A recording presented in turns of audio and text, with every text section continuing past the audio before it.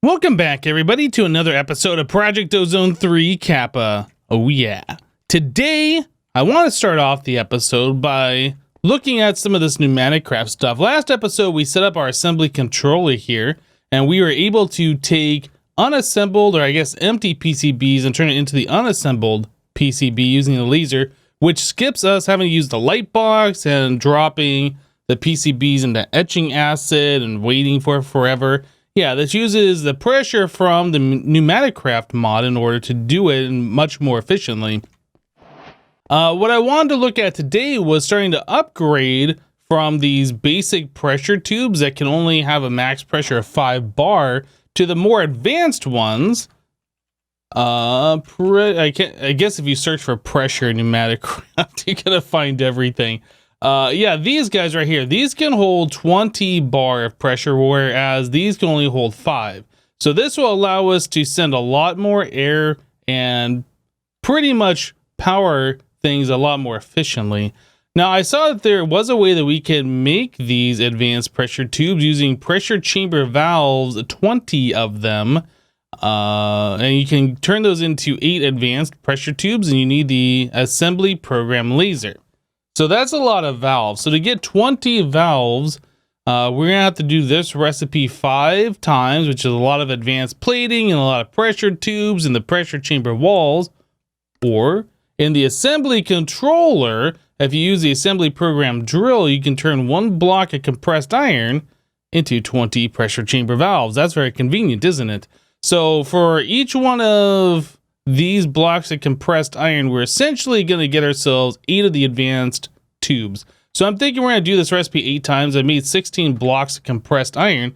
And we did get this drill one. Oh, it's right here in my inventory. Yeah, we did get this drill before from the Amazon. So let's get rid of that. We'll put this in here. I don't really know how long this takes. We'll see. We'll see how this goes. I assume it's going to be the same amount of time it does that, and then the laser's got to do its thing. It says standby problems. Not all machines for the inserted program are present. Add 1 assembly drill to your assembly system. So this actually needs something different here. So if we go back to here, requires 2 IO units, an assembly drill, assembly platform, and an assembly controller. But if I wanted to make the drill, that does require another PCB and some more pneumatic cylinders. Well, that's easy enough for us to do. So we are going to need 12 blue plastic. I think we can do that real quick. So there is the 12 blue plastic. We are going to need the cannon barrel. So there's a little bit more to this that we have to do. I don't know how this gets set up. Do we change out... Actually, let's go back to this thing. So that is... Okay, so it's a drill instead of a laser is what we got to do. So we have to replace that middle block. We keep the 2 IO units, the middle platform, but the laser gets replaced with the drill, I see. Okay. I'm not sure if I've ever done this particular thing before. Do we have? We don't have. So we are going to need 2 of these. This. 1 more. Okay, so now we have the pneumatic tubes. So we have everything except for this printed circuit board. And there we go. Now we have that. So we do this, and there is the assembly drill. Awesome. All right, so quest complete, pressurized assembly. So the laser goes away. We replace it with the drill, and the drill does a thing. And essentially, everything's going to work just the way it did before. That takes a little bit of time for the drill bit to stop spinning and then to pull the arm back. Does each one of those take a long time, or was that just because I like put that in there? No, it just takes a long time for that drill bit to spin down and then the arm to retract. Okay, that's fine. Well, we got a little bit of the pressure chamber valves to be done. Let's got to do that 6 more times. We'll be right back, guys. All right, so we got a bunch of these pressure valves made, and we are currently turning them into the advanced pressure tubing. Now, the thing that I find kind of interesting about this is the the laser program that we're using says the required machines is a controller platform, 2 I/O units, and a laser. However, if I do not have this drill here, it says it doesn't know how to do this particular thing, or at least it wouldn't start this recipe up previously. Maybe it's like if we switch it out to the drill and then we do the compressed iron into the valves and then you switch it back. Yeah, like maybe you got to break the controller or something. It would not do this recipe until I place this drill down. So I guess that's some kind of a bug in the mod. Not exactly sure. There might be some other tweak to this that I'm not aware of. But anyway, things are happening just fine now, apparently. And we're getting plenty of our advanced pressure tubing. So I can go around and replace all the tubes all over the place with that. We are going to need to increase the amount of pressure that we can put into the system to 20 bar, which means we're going to have to do a different compressor. Now, I was looking at the different compressors that are available. We have the liquid compressor, which I think that does up to 5 bar like the current one that we have does. And there's the advanced one, which requires the liquid one as part of the recipe. And this requires thermo-conducting alloy, which is like a lot of nuclear craft stuff. Like getting boron arsenide, if I remember correctly, is like not a simple thing to do. Like it actually requires quite a lot of work. So that's not something that I want to do right now, not until we get into nuclear craft. The other option I saw, actually, what is this? Pneumatic Dynamo. This block converts compressed air into forged energy. Oh, that goes the other way. Okay. I saw there was this flex compressor, and this one converts forged energy, so RF, into compressed air. It says it has an efficiency of 40%. I don't know if there's a way to like resolve that and make it more efficient, but either way, this is essentially, we're just taking RF that we're getting from our nether stars and converting it to pressure when we need it. I think even if it's at a 40% efficiency, this is going to be much better. And this recipe doesn't seem that bad. It does require 2 printed circuit boards, compressed iron gear, which we can make very easily, redstone, and then this turbine rotor. So compressed iron and 3 turbine blades, which is 2 redstone and a gold per. That's like super easy. Yeah, I think we're gonna switch over to this. So I guess the first thing that I'm going to do is swap out all the tubes for the advanced one, since we have these now, and then we can look at replacing our air compressor with the forge one. All right, guys, so I went ahead and I upgraded our pressure chamber to a 5x5x5. It holds a lot more internal pressure. I was thinking this pressure chamber actually went up to 20 bar, but apparently it doesn't. It still goes up to 5. So this goes up to 5, and our assembly controller goes up to 5. Yeah, so there's really not a lot more that we can do as far as making these particular things go faster, but this holding 5 bar pressure means this thing should be able to run top speed, and this will provide its energy. This will be like the battery, I guess, because this holds a whole lot of air in it. So once it gets up to pressure, it's going to take a long time for that to lose all of its pressure. So anyway, since we're upgrading the pipes to 20 bar and these can only do 5 bar, I have made some changes under here. Let's kind of hop down, take a look. So we are using a pressure gauge tube module, right? So this is similar to what we did for our compressor. Is that what it's called? Trying to think of what the name of this thing is. Yeah, our air compressor over here. So it's the same kind of thing that this is doing. So this will emit a redstone signal when we are at, I think it was a redstone signal of 9, which should be 4 or 4.5 bar or something like that.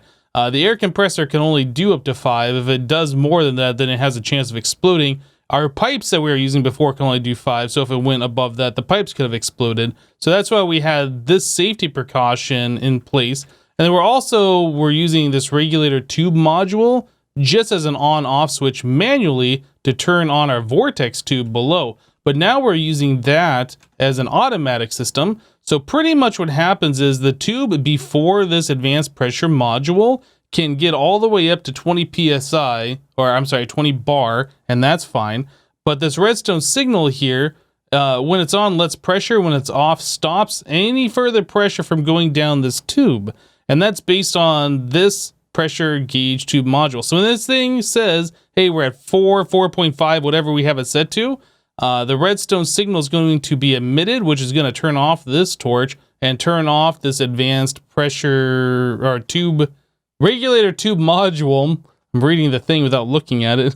Yeah, I'll turn this thing off and stop pressure from going down the line, right? So everything beyond this point right here should be at 5 bar or lower.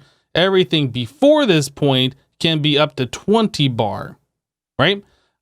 So I guess having these advanced pressure tubes beyond this point really isn't necessary, unless these things just hold more air, or they can transfer more air.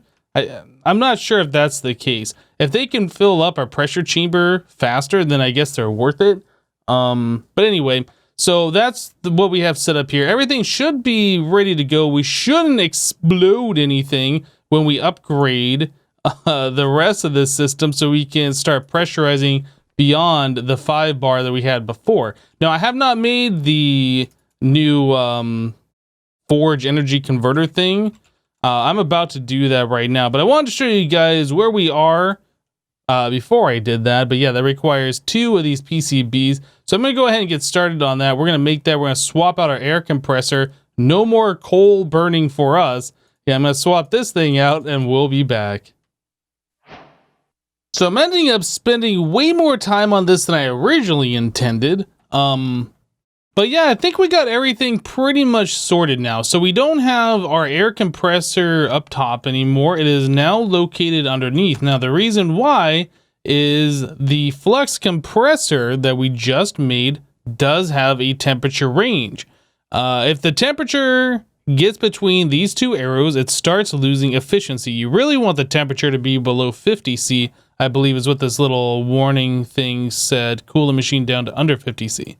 As it goes up in temperature, the efficiency goes down, which means you're using more RF to produce the same amount, I guess. Anyway, so the way this is set up, we have it set so on a low signal, it will turn on a high signal, it turns off. So we're not running this thing all the time. Otherwise, it'll just keep going for forever. I did put in a security upgrade for some reason in case like this thing gets stuck on. It won't try and go all the way into the red zone and blow itself up. And we do have full speed upgrades. So when it does turn on, it like makes a lot of pressure.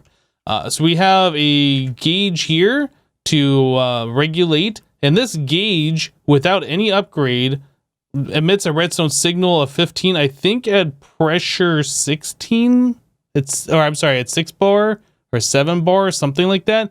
Anyway, we have it set up so when it's emitting a redstone 15, that signal gets transferred over here to turn off the compressor. If it's lower than what that gauge can detect, then we turn it on and just pressurize the system more.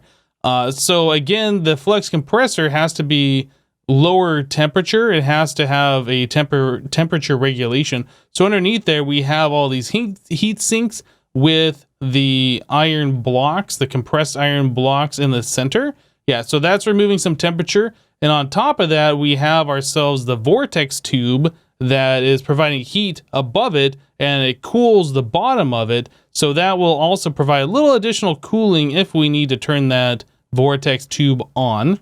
But yeah, pretty much everything's the same. Now, I did make a mistake here previously. I had the advanced pressure tube 1 block over here, which was allowing maximum pressure to go upstairs into our pressure chamber. So I moved this back 1 block because we don't want that to go higher than 5 bar.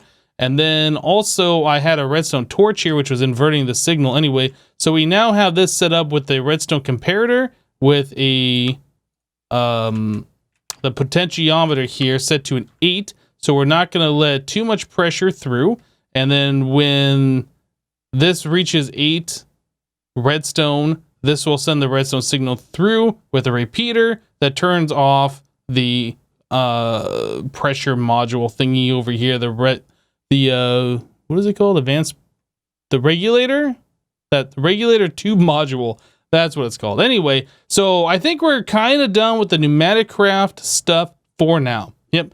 All of this stuff is in pretty good working order. I don't think we're going to have to mess with it too much unless we start doing anything else a little bit crazy with this mod. But for now, our pressure chamber is now staying at about 4.2 bar. Same thing with this, same pressure. We're actually extracting, yeah, the same pressure tube into both of these from that regulator. So yeah, they should always stay at about the same bar, the same pressure.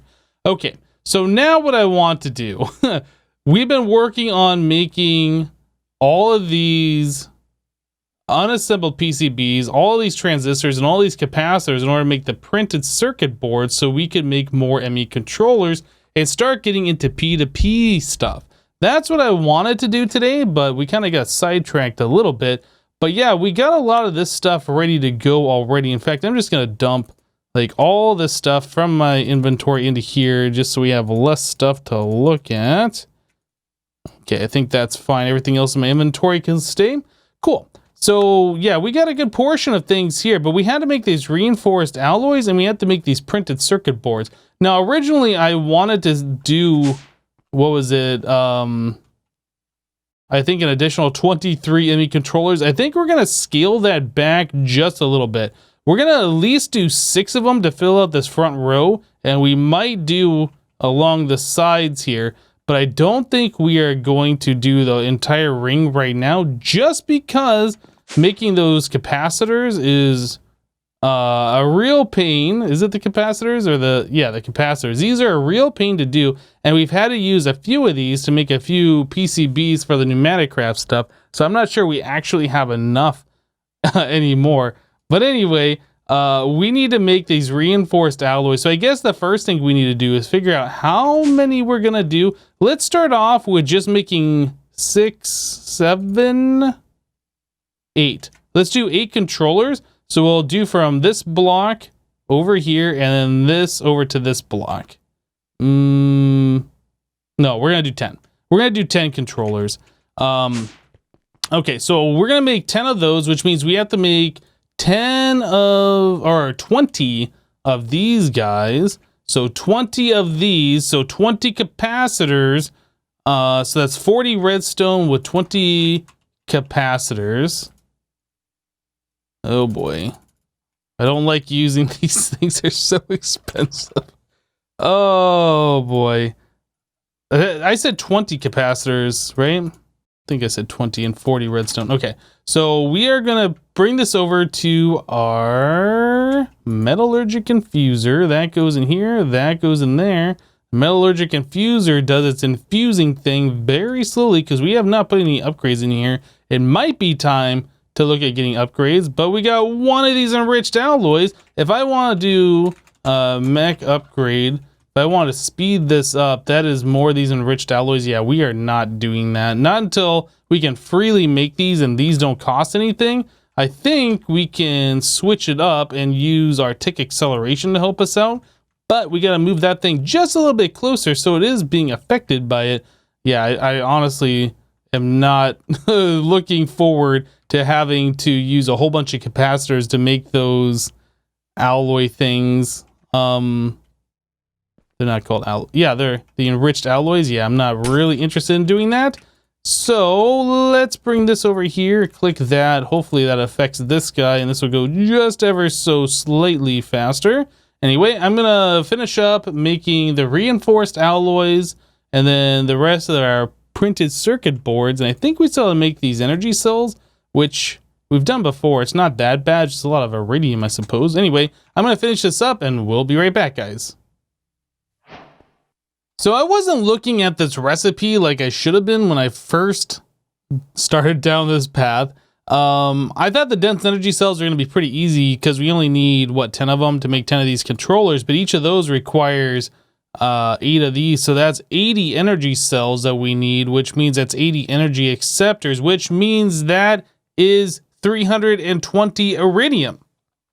So the only way that we've been getting iridium so far is by sifting crushed netherrack, as far as I know, unless we've randomly found iridium ore in the nether or something along those lines. I don't think we haven't mined it anywhere else besides those two options.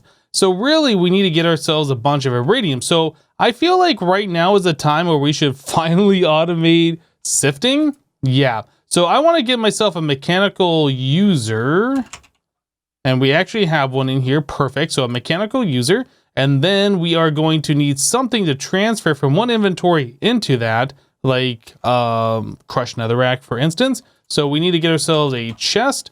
Iron chest will work for now. We can upgrade this to a bigger one. And then translocators, we want the item variant of those, and we need to make ourselves a piston, which is fine. One of those, one of these, something like that. There we go. And then we are also going to want glowstone for the translocator itself. So I think that is pretty much all we need to do as far as actually automating this. And then I set up our sieves over here. So just the 3x3. Now each of these have the what is it? The sieve efficiency 5 and sieve fortune 3. We put that on there a long time ago. So I think if we do this, then we put the mechanical user underneath. So that would be right here. Face that thing upwards. Of course, it's facing the wrong way. Let me come over here, do one of these. Those items are going into our item barrels, by the way. We need our hammer. There we go. Yeah, all right. So let's grab this back. We don't want those in there. So the mechanical user is now facing upwards into this. We want to tell it to activate block with item, right click, random slot is fine. And then we're going to put a chest. Well, I think we'll do translocator, then chest, so we can open this. If we put the chest over here, it won't open because of the solid block. And then translocator here with glowstone and like that. So I think that is pretty much all we need to do in order to get this to be automated. We just fill in the netherrack, the crushed netherrack into this chest, and I think this should work. We'll give it a try here. So I have 24,000 crushed netherrack already. It might be better for me to replace this with like a barrel or something, but for right now, we're just gonna do it this way. Make sure things work. So that has gone into mechanical user, but nothing's happening. Do I have to use item on block? Oop, that's not working. Place block, generic click, entity, use item, activate block.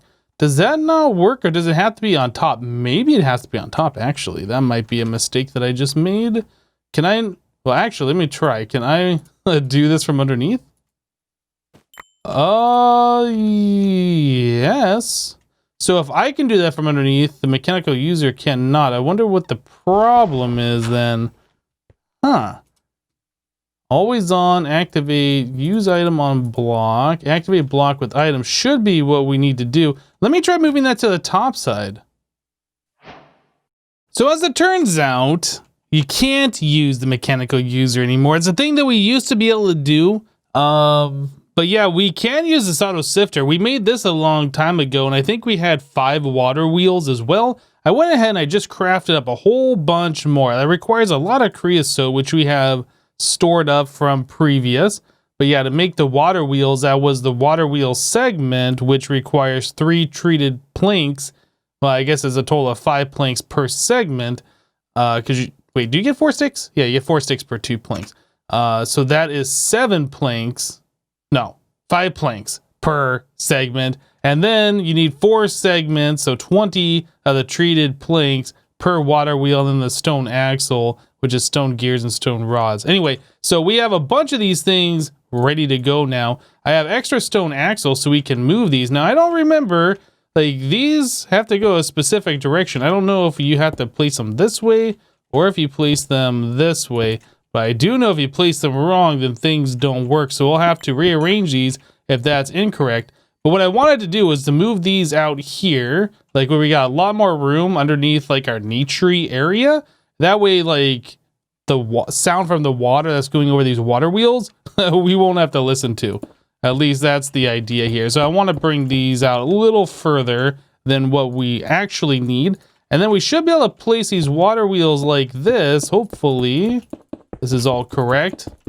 Now, I don't remember how many you need. I know that after a certain amount of them, like you get diminishing returns. Maybe like 15's the best amount, and then everything after that is not as good. I don't know. I don't remember.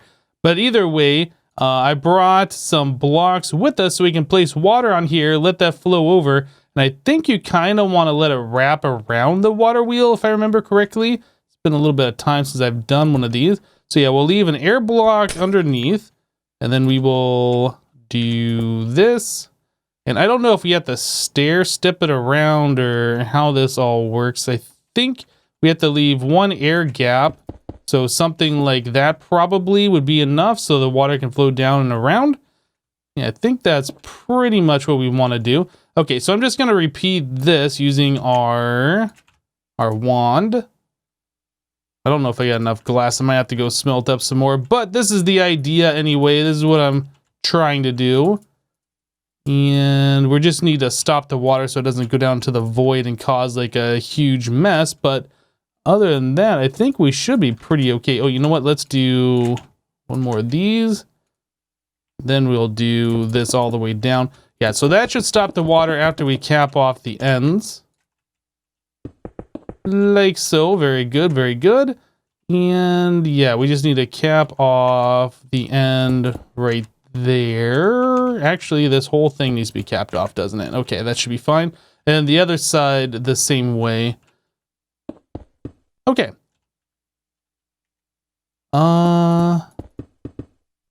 Yeah, that should be fine. So yeah, we're gonna place water here and that's gonna flow over. We do want it to only go one way. Now, I think the water wheel has to turn a certain direction in order for this to work as well. So it might be turning the wrong way. I'm gonna have to go double check this. But it looks like this is rocking back and forth. So I assume everything is going correctly. We just need to get the rest of this water placed. So all of the rest of these water wheels are turning at the same rate, and we should be good to go. Okay, so you can see the water wheels turning really fast over here at the front, and over at the very end, it's turning quite slowly. Eventually, if you add enough of these in, all the way down, it'll stop turning if it's too far away. And since it's turning so slowly, I'm not really sure that really has much effect. But anyway, this is how we have that set up right now. It shows that we have an effective rotation of minus 10.5. I assume if the water goes the other way, it'll be a positive 10.5. Not sure if that really matters the direction. But anyway, so our sieves are doing their thing. So now all we have to do is just place in some of the crushed netherrack into here. And then things should happen. Yeah, it is sifting. It's doing it all right. I kind of feel like I want to see what this thing can do. Just a little bit, kind of want to see what it can do. So let's go grab our tick accelerator. I'm sure these things can be tick accelerated. I'm pretty positive about that. We're gonna make it nighttime so we get the maximum effect of that.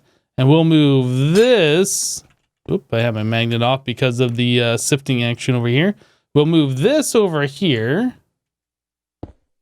Right click that. And just kind of see what's about to happen here.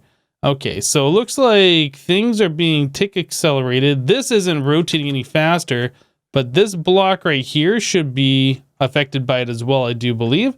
Let me get rid of some of these other things in my inventory. Okay, very good. Let us put in a bunch of, that is not the right thing. Put in a bunch of the crushed netherrack into here. And just kind of see if this thing is going to go much faster. Oh my goodness. Wow. Wow. Yeah, that's definitely going much faster. Okay. I like it. Yes, that is going about as fast as I could possibly want this thing to go. That is literally chewing through all those blocks. Oh my goodness, that was multiple stacks that just went through in almost no time at all. Wow. Okay, so iridium ore, after all that, we only have 24 pieces. That's not very much. I kind of feel like the next thing that I want to do is to get all the crushed netherrack out of here, put it into another barrel, and replace that chest with a barrel. Yeah, I would say that's going pretty quickly. I would definitely say that's going pretty quickly. Well, almost all of the different ore, the crushed netherrack has been chewed through. We're up to over 8 stacks of iridium ore pieces, which is quite fantastic. That is going to be a lot of iridium for us to do what we need to do with.